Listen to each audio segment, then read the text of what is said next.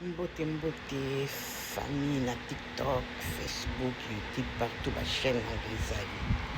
Leo nene ete ya piti baya mwasi baya mobali. Ete ya wana ekosunga yo, ekosunga nga, ekosunga ye, ekosunga voisin, ekosunga ennemi na yo, mobali na yo, to mwasi na yo. Lite yo na ye nango. Nazokende direct.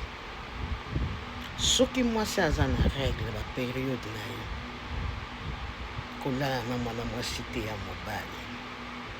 Omoni bapapo balalaka na basi na barègle wana na bapériode na bango bakitisaka mikolo ya bango kofanda na mokili koréduire. Ta mosu alinga kosala ata 100 ans na mokili, 20 ans na mokili, atikali na 25 ans. Mpo na nini? Alalaki na mwasi ya règle. Ebele bazaka na ndako bamarge soki aza na mwasi na ndako oyo bayebi bible. Soki mwasi aza na règle alambelaka ye te, azalaka pembeni na ye te, donc mosika balalanaka mpe te. Soki oza na matoi ya koyoka yoko, oza na question tuna na kati ya commentaire oyo ya kotya tembe etali ye. Kolala na mwasi na règle eblokaka bachance ya mobali, eblokaka mpe makambo ebele. Bokeba na baoyo basalaka yango, eyaka na makambo ebele. Si bolandi liteya na nga mpe kolala na mwasi ya règle, omonaka mibali ebele bakoma baimpuissant. Ozomona mwana mobali aza na 20 ans, 25 ans, 30 ans, abali mwasi akomi impuissant. Nini? Alalaka na mwasi na règle, ayebaka te, peti lelo ayebaka te ke impuissant na ye wana eya mpo na nini. Bokeba na biloko wana baya mobali etutisaka likolo na kofanda na mokili kolala na mwasi na periode, eblokaka makambo mpe epesaka mibali bakomaka baimpuissant. Ozomwana mobali ya 40 ans aza impuissant, me papa ya 50 ans, 60 ans aza na bopilikiti ya makasi koleka ye.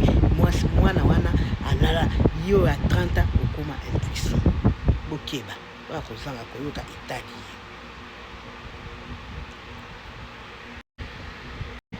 Si jeune bali na continue omona ba réseaux sociaux bato bakomi koutilize mitakala. Bato mosusu bazotindaka mitakala na bango na ba réseaux sociaux na nko mpo abenda bachance aloka bato, mpo bayebi voie facile ya kotala mitakala eza na réseaux sociaux. Omona bapiblie napibliaki mpo natikaki telefone na nga camarade na nga azwaki ye nde atindiki yango na réseaux sociaux. Zoka nde ye moko nde asali technique wana mpo ntango yo kotala vi na yo ebebi. Bino bakomisani kotiaka bamitakala na baréseaux sociaux. Bokeba na bato wana botalaka mitakala na te, ata batindeli osomo batindeli eloko ya ndenge wana kanga miso delectango ezoloka bato na baoyo bazala na bitite. Soki aoki motakala ya musicien, motakala ya motu tele ya star moko, tindelanga mpe na tala. Batindela otala nini yo ozalaka nango te, kasi oyo na motakala na bokokani ti ye mobali bino nyonso forme moko ti. Me ya ye ntango atindiki yango na réseaux sociaux aye nde koluka yo ti. Omona kobano banda kotala mitakala bato na baréseaux sociaux vino ekoma bafuye na ya bana na yo. Bokeba na mitakala bazotindikaka na baréseaux sociaux oyo bapiblie motu na okomona jeune fille mama kitoko aza na réseaux sociaux alati kaleson kaka na soutien taki ezoto na biso ya bomwasi eza nzoto ya kobomba. Momoni motu moko akomi koexpose. Okeba eza mission, ayebi ntina nini aye koexpose, eza mission. Yo motu okoma soki okisangwa motakala ya motu motema no ebetaka ntina ndenge okodécouvrir yango. Bokeba eza mission, eza kobebisa bana nzambe, eza kobebisa bino. Bokeba na mitakala, bokeba na bapériode ya basi. mato ya koyoka ayoka oyo aza na mato ya koyoka ayoka mibali bapapa nayebisi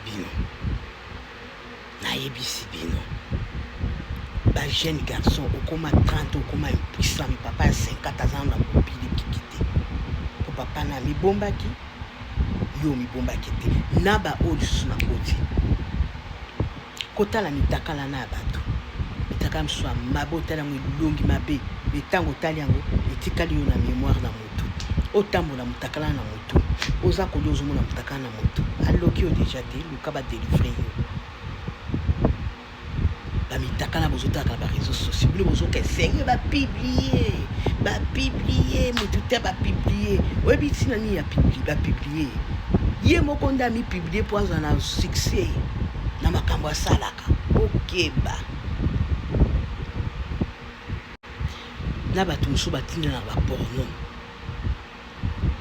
moto atindeli porno nyonso ekoti na kati ya mitakala etikali na motu na yo olingi osala oza mari olingi osala mabota na mobali na yo okomi kokanisaka na mitakala na bapibliaki mpo yo ozala okoma nyonso na baloki yo soki omoni eyelaka yo oka nzambe oka badelivre yo ofanda na ndako oza marie mosala kaka kotalaka baporno ata oza marie te to oza single mata to single fada mosala kaka kotalaka baporno na bamitakala ya bato oyebi esike okomela baporno na bana kotambola yango na motu baporno na nde ekomisaka ntina bato baka komi masturbe okomi yo moko mwana mobali okomi komisala kopakoli savo okomi yo moko mwana mwasi okomi komisalaka likolo ya nini ya baporno na bamitakala ya bato otalaka okomi yango nde mari denio akotaka kati na moto nazoteya yo yo moto osaka bizaleli na tika yango te ekotisaka mari denio kati na yo okozala ofandi idea na yeli okoti na telefone porno papa ndenge ozotala na kati ya porno na ezopesa nzoto mpe sentiment okomi komi masturbe yo moko yo ya mobali yo ya mwasi oyebi ozalaka na kati ya makambo wana senga na papa bolimbisi kende bakende kodelivre yo na soki lelo soki tozwi basije mosusu tokokota ezala camarade na yo atindelaka ya mitakala boya alobi nalingi yango te tala yo moko alingi bozala ebele bokota na monde satanique bokozala bamari de nuit bafemme de nuit bobanda komi masturbe entre bino bapapa banda kopakolaka basaba masturbe entre bino tika ezaleli wana kokota lifelo oyo aza na bato ya koyoka ayoka ezali te ya pete oyo mpe akotya tembe akovivre yango oyo mpe bayeba otala vie na yo depuis ozala soko salaka na baperiode na mwasi to mwasi kapakala to makangu na yo na ntango azalaka na periode tala vie na yo linie nango ndenge ezokende soki omoni makambo nga nalobi eza na kati kuna luka bapaster basambeli badelivre yo mwasi aza très puissant azaka pouvoir makilala ezaka très puissant okoki kolala na mwasi te ekobloke vino mpe ekoréduire yo omona motu faka vivre ata 100 oh 50 jeune garçon akufi